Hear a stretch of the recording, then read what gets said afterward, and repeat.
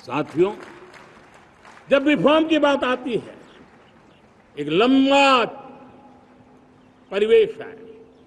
अगर मैं उसकी चर्चा में चला जाऊंगा तो शायद घंटों निकल जाएंगे, लेकिन मैं एक छोटा सा उदाहरण देना चाहता हूं। बैंकिंग क्षेत्र में जो रिफॉर्म हुआ, आप सोचिए बैंकिंग क्षेत्र का क्या हाल था। न विकास होता था, न विस्तार होता था, न विश्वास बढ़ता था। इतना ही नहीं, जिस प्रकार की कारनामे चले उसके कारण हमारे बैंक संकटों से गुजर रहे थे।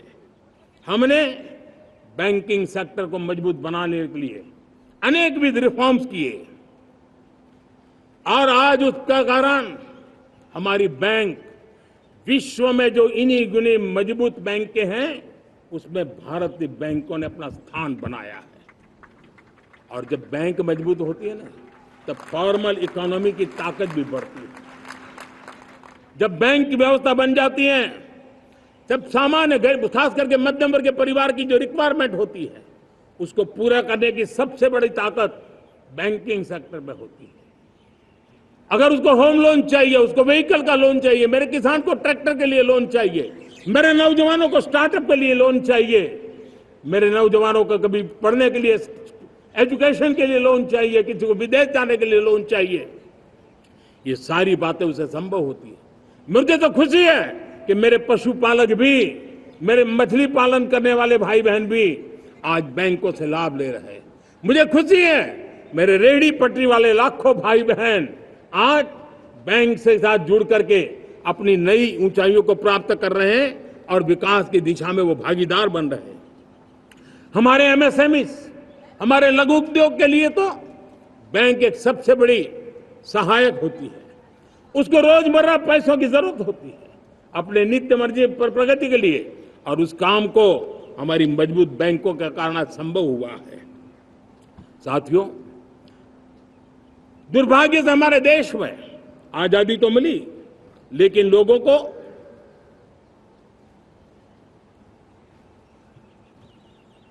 एक प्रकार से माई बाप कल्चर से गुजरना पड़ा। सरकार के पास मांगते रहो, सरकार के पास हाथ फैलाते रहो, किसी की सिफारिश के लिए रास्ते खोजते रहो, वही कल्चर डेवलप हुआ था। आज हमने गवर्नेंस के इस मॉडल को बदला है। आज सरकार खुद लाभार्थी हितार्थी के पास जाती है। आज सरकार खुद उसके घर गैस का चूल्हा पहुंचाती है। आज सरकार खुद उसके घर पानी पहुंचाती है। आज सरकार खुद उसके घर बिजली पहुंचाती है। आज सरकार खुद उसको आर्थिक मदद दे करके विकास के नए आयामों को चर करने के लिए प्रेरित करती है, प्रोत्साहित करती है। आज सरकार खुद नौजवान के स्किल डेवलपमेंट के लिए अनेक कदम उठा रही है। साथियों, बड़े रिफॉर्म्स के लिए हमारी सरकार बहुत ही प्रतिबद्ध है और हम इसी के द्वारा देश में प्रगति की राह को चुनना चाहते हैं। साथियों, देश में नई व्यवस्थाएं बन रही है। देश को आगे ले जाने के लिए अनेक वित्त नीतियों को, अनेक वित्त पॉलिसीज को निरंतर बनाया जाए और नए सिस्टम पर देश का भरोसा भी बढ़ता रहता है, निरंतर बढ़ता रहता है। आज जो 20-25 साल का नौजवान है, जो 10 साल पहले जब 12-15 साल की उम्र का नौजवान था, उसने अपनी आंखों के सामने ये बदलाव देखा है। 10 साल के भीतर भीतर उसके सपनों को आकार मिला है, धार मिली है और उसके आत्मविश्वास में एक नई चेतना जगी है और वही देश का एक नया सामर्थ्य के रूप में उभरना है।